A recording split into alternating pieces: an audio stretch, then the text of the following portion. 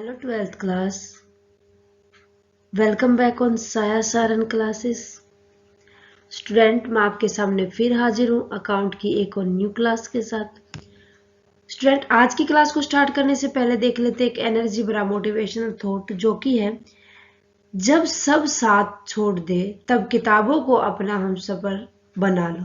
कि जब हमें ये लगे ना कि हम अकेले हैं कोई हमारे साथ नहीं है तो उस टाइम पर अगर हम अपनी किताबों को अपना दोस्त बना लें तो उनसे कुछ ना कुछ हमें अर्निंग होगी. वो अर्निंग हम कहीं ना कहीं का अप्लाई कर पाएंगे. अर्निंग मीन्स यहाँ पर पैसे से मतलब नहीं होता.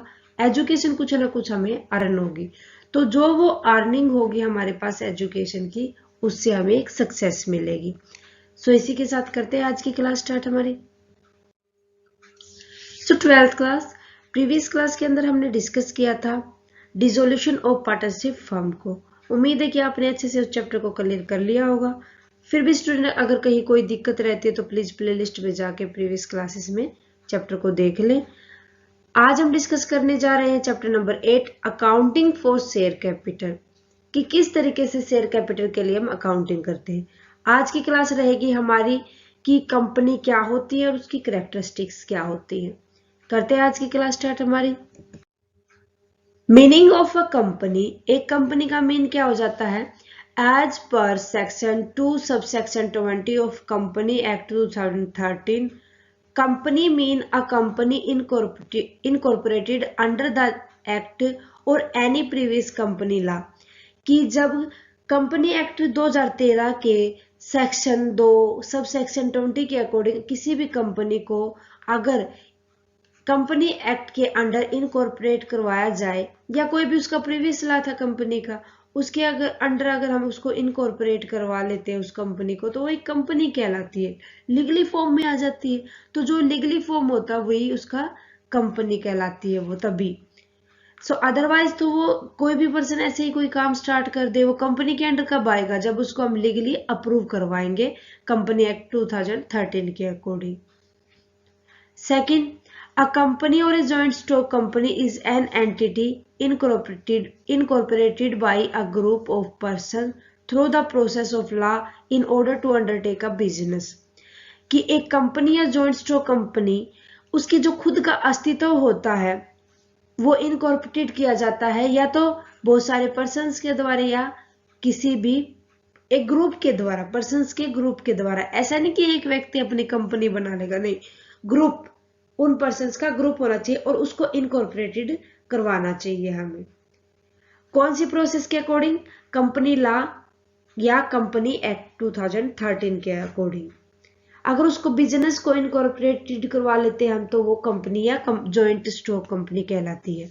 नेक्स्ट देख लेते हैं. A company is divided into units. जो हमारी कंपनी होती है ना हम उसको ना कुछ पार्ट्स में डिवाइड कर देते हैं. जो पार्ट्स होते हैं जो यूनिट्स होते हैं उसको शेयर कहा जाता है. The owner of which are known as members and share holder.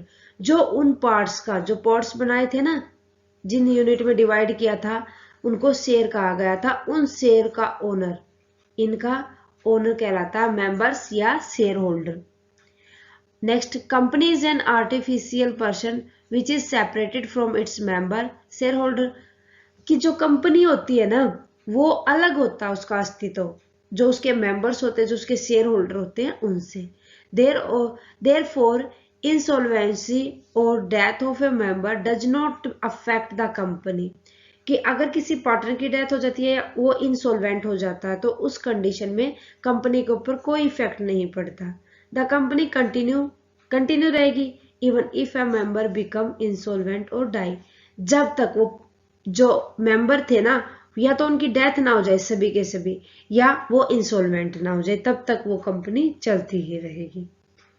Fifth point, a company is an artificial person created by law having separate legal entity with perpetual succession और a common seal. कि जो एक company होती है ना वो एक artificial person होती है. क्यों? क्योंकि उसको लॉ के अकॉर्डिंग बनाया जाता है या कंपनी एक्ट के अकॉर्डिंग बनाया जाता है तो उसीलिए उसकी जो एंटिटी होती है वो लीगल होती है और लीगल होने के साथ साथ उसकी एंटिटी सेपरेट भी होती है, अलग भी होती है. अब यहाँ पर जो एक कंपनी बनाई जाती है वो कॉमन सील के द्वारा बनाई जाती है.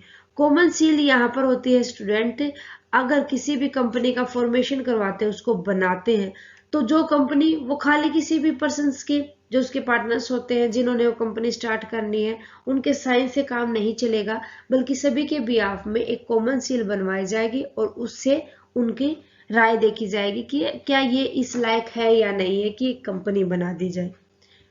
ठीक है, अब बात कर लेते हैं कि कैरेक्टरिस्टिक्स क्या क्या हो जाएंगी, कि फीचर्स क्या क्या होंगे कंपनी की। जो कंपनी होती है इनकॉर्पोरेटेड होती है। इनकॉर्पोरेटेड का मतलब हो जाएगा कि जो कंपनी बनाई जाती है वो कंपनी लॉ के अकॉर्डिंग फॉर्मेट की जाती है। कंपनी लॉ या जितने भी कंपनी के लॉ होते हैं, कंपनी एक्ट 2013 है, इनमें से कोई किसी के अकॉर्डिंग भी हम एक कंपनी को इनकॉर्पोरेट करवा सकते हैं। सेकंड हो जाएगा separate legal entity. Separate legal entity की जो एक कंपनी होती है वो आर्टिफिशियल पर्सन होती है। जो उसके मेंबर्स होते हैं, जो उसके पार्टनर्स होते हैं, शेयर होल्डर होते हैं, उनका अलग से एक लीगल अस्तित्व होता है। किसके रिगार्डिंग? उस कंपनी के रिगार्डिंग। कंपनी का अलग से एक अस्तित्व होता है जिसको आर्टिफिशियल पर्सन भी कहा जाता है कंपनी को, और जितने भी जिन्होंने वो कंपनी स्टार्ट किए जो मेंबर्स हैं उनका भी एक अलग से एंटिटी होती है। It is an artificial person which is separate legal entity from the members या shareholder। थर्ड हो जाएगा आर्टिफिशियल पर्सन। आर्टिफिशियल पर्सन वही सेम है जो सेपरेट एंटिटी के अंदर आता है ना, उसके मेंबर्स उससे अलग होते हैं, और जो उसके शेयर होल्डर वगैरह होते हैं, जो उसकी प्रॉपर्टी वगैरह होती है, वो अलग अलग तरीके से कॉन्ट्रैक्ट के अकॉर्डिंग कंडक्ट की जाती है। It is an artificial person which is separate from its member shareholder and therefore can own property, enter into contract, conduct business on its own, sue or be sued for any of debt or act।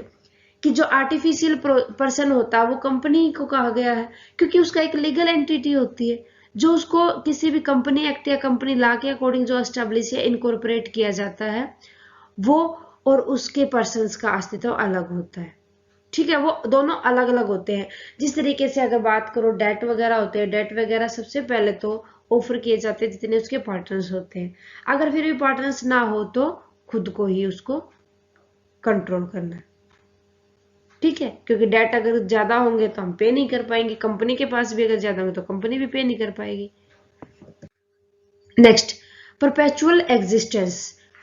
Perpetual existence, ये सारे के सारे जो last 2 points थे और ये point था, ये एक दूसरे से कोरिलेट है। Correlate since it is an artificial person which is separate from its member, कि जो एक कंपनी होती है वो आर्टिफिशियल पर्सन होती है जो अपने मेंबर से अलग होती है। इंसॉल्वेंसी और death of member does not affect the company, कि अगर कोई किसी पार्टनर की डेथ हो जाए उसकी जगह नया आ जाएगा, या वो इंसॉल्वेंट हो जाए उसकी जगह हम नए को ले लेंगे, तो ये सारी की सारी चीजें कंपनी के ऊपर इफेक्ट नहीं डालती।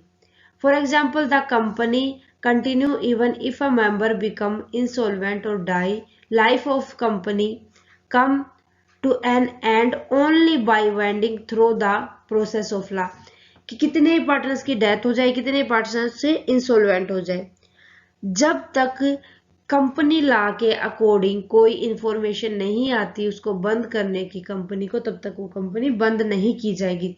चाहे डेथ सभी पार्टनर्स की हो जाए, एक पार्टनर्स ही क्यों ना रह जाए, अगर वो एग्री उसको बिजनेस को आगे करने के लिए तो उसको नीड नहीं होती।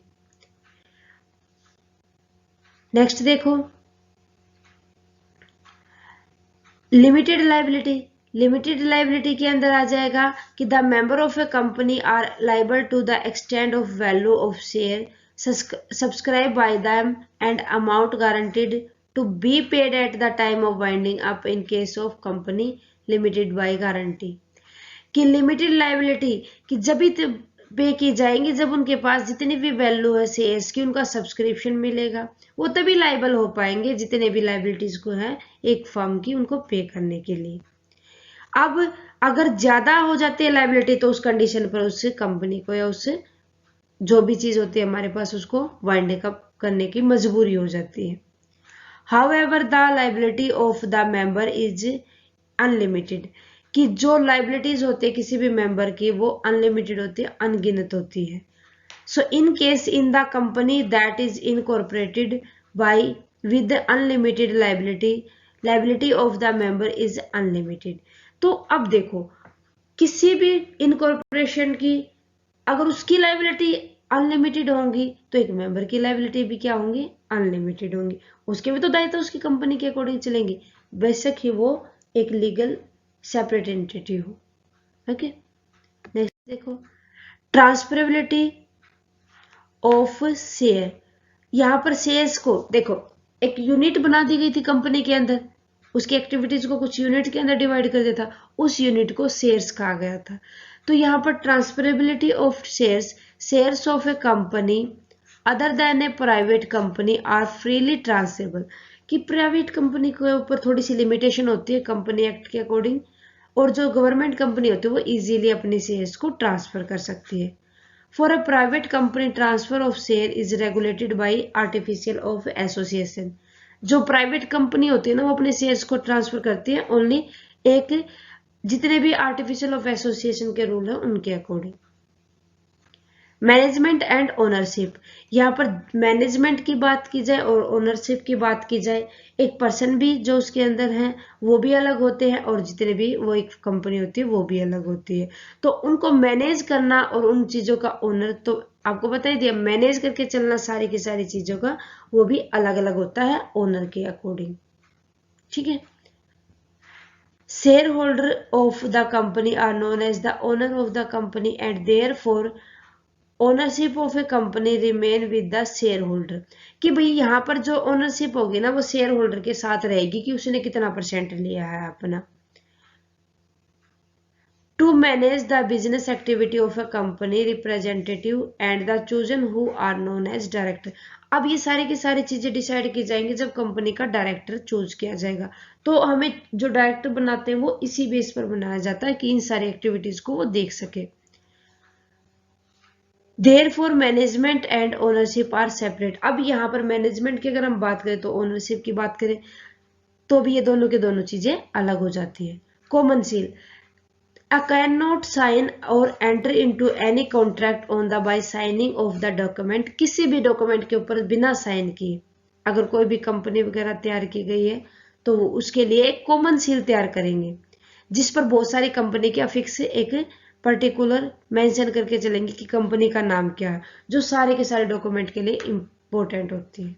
ओके, सो ये सारे के सारे थे स्टूडेंट हमारे कि शेयर कि हमारे पास कंपनी का मेन क्या होता है, कंपनी की कैरेक्टरिस्टिक्स क्या क्या होती है। उम्मीद है कि आपको अच्छे से समझ आया होगा। इसी उम्मीद के साथ मिलते हैं नेक्स्ट क्लास में नेक्स्ट टॉपिक के साथ। तब तक आप हमें कमेंट करके बताइए आपको क्लासेस कैसी लगी। अच्छी लगे तो प्लीज लाइक और शेयर करना ना भूले स्टूडेंट। कोई भी डाउट है किसी भी पॉइंट के रिगार्डिंग आप हमें कमेंट करके बता दें। जितना जल्दी पॉसिबल होगा आपके लिए हम एक कमेंट डाउट क्लियर सेक्शन रख लेंगे ताकि आपके डाउट अच्छे से क्लियर हो सके। So thank you student.